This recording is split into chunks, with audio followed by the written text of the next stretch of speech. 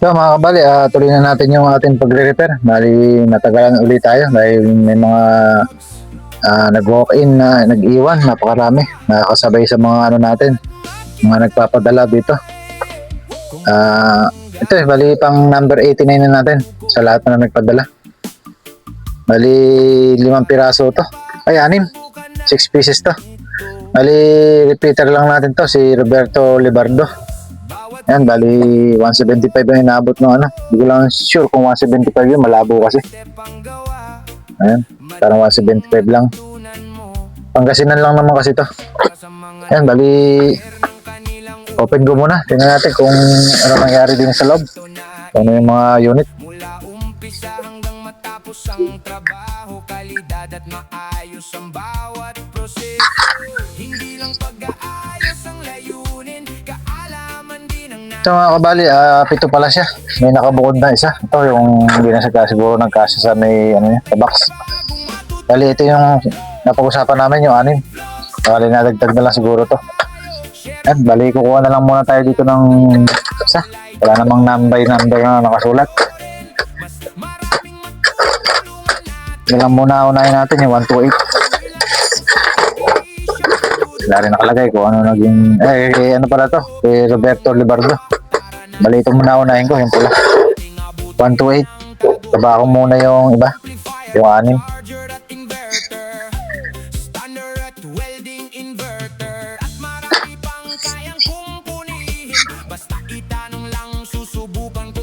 So mga kabali, hindi natin matetesting to dahil yung hinang niya sa ating positive papunta sa transformer, ay negative natin. Ayan, papunta sa transformer natin, tanggal na. Pati yung capacitor natin dito sa input, ayan, sa 12 volts, buga. Tanggal din yung kanyang paa. Hindi naman siya putol, bali natanggal lang. Bukan ko munang paanda rin yung blower kung buo pa. Minsan kasi pag naglulos ang capacitor nasisira.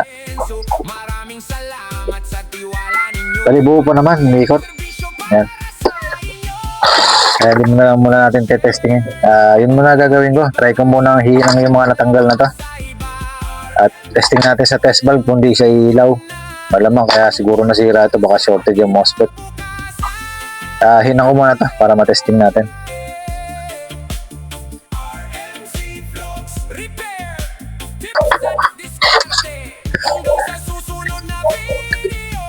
So mga kabali, hindi ko na muna tinester kung shorted ba yung MOSFET natin. Dahil dito natin titingnan sa may test valve kung iilaw. Yan, ilaw. Shorted nga. Bali, isang paraan yun para malaman mo kung shorted yung MOSFET sa test valve kung iilaw siya. Pwede rin naman sa buzzer. Sa capacitor natin, yung dalawa. Sa buzzer natin ilalagay. Ano natin yung sira o wala. Yan. Pili lang natin sa dalawang panong kapasitor. Yan, buzzer. Ulit rin natin. Ayan, nagbabas. Ibig sabihin nun, malamang shorted yung MOSFET dito. Hindi natin lang alam kung ilan. Bali dito, makikita kasi natin wala tayong pinagbakasan ng sira. Walang nasunog na resistor. Pero malamang yan, may shorted dito. Yan. Tanggalin ko lang yung mga MOSFET para ma-check ko. Hanggang matapos ang trabaho, kalidad at maayos ang bawat proseso. Hindi lang pag-aayos So mga kabali, natanggal ko na yung MOSFET. Ayan, nakakuha ko na isang shorted. Ali, ipakita ko lang din sa inyo sa board na wala na siyang magiging buzzer dito pag wala na yung shorted. Ito lang ulit tayo sa filter capacitor. Tingnan natin kung nagbabuzzer. Ayan, nagbabas.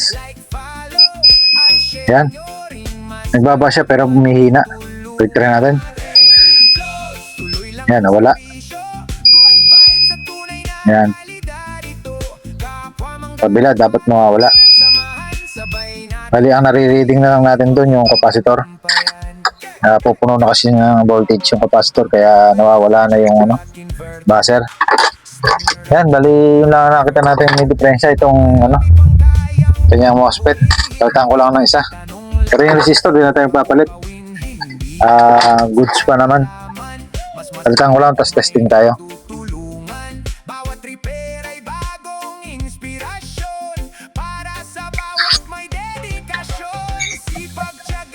So mga kabali, napalitan ko na isang sirang MOSFET. Nakikabit ko na rin. Testing muna natin kung wala nang ibang problema. Bari kasing may pinagmulan yon. O baka nag-overheat lang siya. So, test valve lang ulit tayo. Ito ilaw. On ko na. Tumutunog na siya. May ilaw. Yan, marinig natin. May tunog siyang mahina. Pere ko na. Ali, nakaload tayo sa 1K. Yan, mandar. 1K. Full volume na pala yan. Full volume, meron tayong 22 amps. Yan. Check kung may init. Sakto lang. Yan. Ayun naman.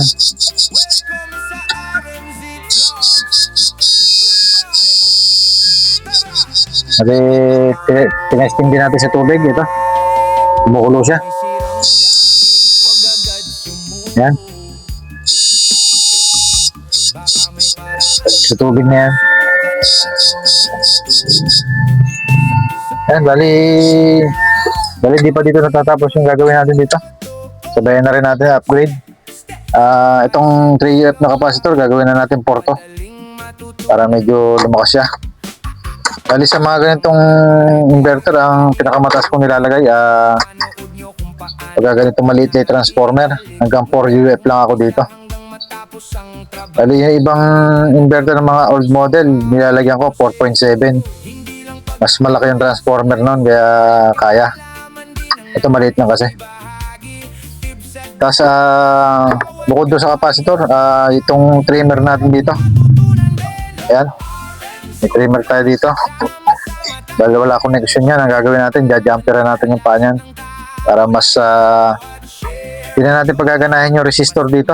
Meron tayong resistor na 150k dito. Ayan, short na lang natin yung paa na yan.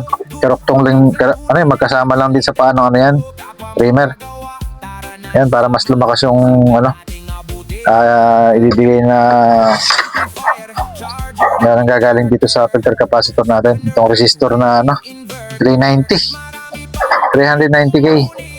Solo niya na mapupunta rito sa sa ating DB3 to 104 capacitor.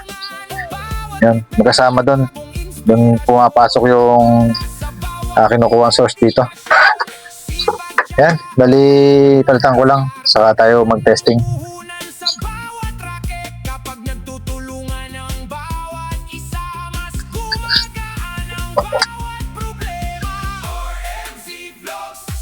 So mga kabali, papakita ko lang na sinort na natin yung paanong ng resistor. Ayan, bali pa rin ng yan, ng trimmer. Tapos ito na yung capacitor na pinalit natin, 218.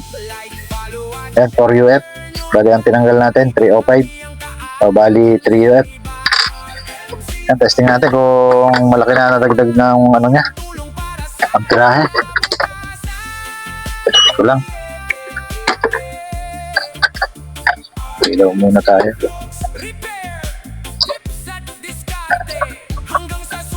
Test probe lang muna para makasigurado tayong walang na-shorted sa ginawa natin.